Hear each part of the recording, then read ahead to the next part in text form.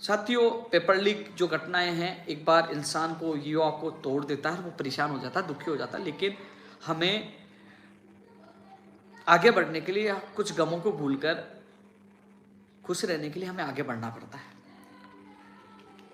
हमने भी आंदोलन किया, जेल गए, लाठियां खाई, मुकदमे सहन किए, लेकिन उन चीज़ों को भूलकर फिर संघर्ष में जुट जाते हैं, हाँ, कि किसी युवा को न्याय मिले।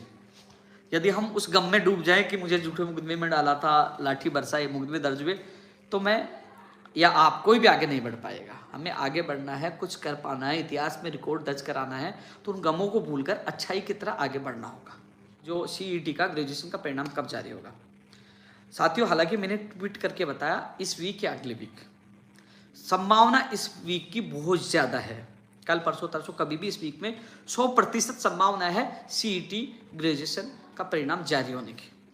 लेकिन कई बार कई पछेड़े ऐसे आ जाते हैं, लफड़े आ जाते हैं, वो आगे भी चले जाते हैं। तो आप लोग कहते हो कि यार आपने इस वीक के लिए कहा था, क्यों नहीं आया? इसलिए मैंने अगला वीक भी लिखा है। इसलिए CET ग्रेजुएशन का इंतजार करने वाला व्यक्ति के लिए सूचना है कि इस वीक आपके लिए शुभ समाचार मिल सकता, परिणाम जारी होने की पूरी उम्मीद है। यदि किसी कारणवश नहीं हो तो अगले वीक में आ जाएगा। अब CET वारियो लेवल की जो बात कर रहे हैं, वो मई महीने में आपका परिणाम जारी होगा। आज मुख्यमंत्री प्रमुख सचिव साहब से मेरी वार्ता हुई, तो मैंने ये बात उनके सामने मजबूती से रखी है।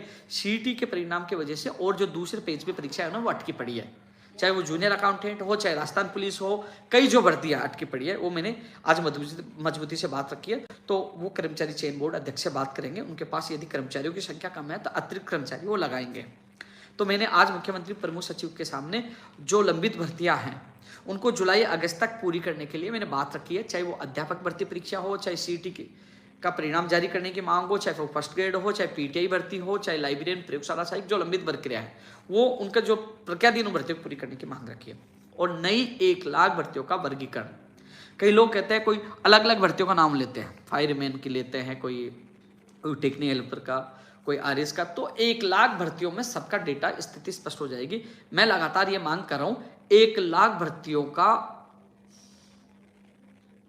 विभाग वाइज, यानी कि किस विभाग में कितने पदों पे भर्ती आएगी, इसका कैलेंडर जारी होना चाहिए। विज्ञप्ति कब जारी होगी, ये स्थिति स्पष्ट होनी चाहिए कि 1 लाख भर्तियां कौन से विभाग में कितने पदों पर आएगी। अब मुझे 2 कमेंट सेकंड ग्रेड भर्ती परीक्षा को लेकर, एक कमेंट आता है रद्द करो, दूसरा कह रहा आप आंसर की के लिए रिजल्ट के लिए नहीं बोल रहे हो।